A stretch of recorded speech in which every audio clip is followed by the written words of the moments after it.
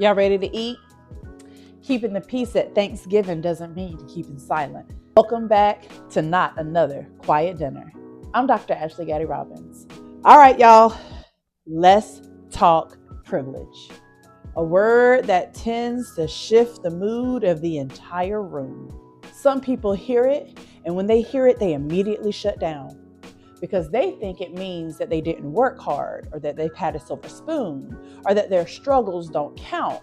But that's not what privilege means. Privilege doesn't mean your life hasn't been hard because there are very human hard things. Grief is hard, betrayal is hard, hunger is hard. But it does mean that something wasn't hard because of who you are. Something, not your life. If you've never been followed in a store, if your hair, accent, or name hasn't ever cost you an opportunity, if you can assume safety in most spaces, that's privilege.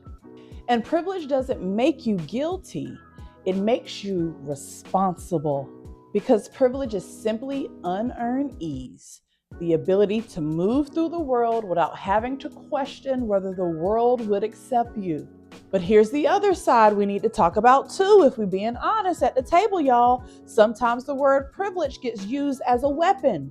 It gets used on purpose as a way to silence or shame people instead of inviting them into awareness. That's not what this work is about. When we use privilege as a slur, we feed into the myth that it's an accusation instead of an observation.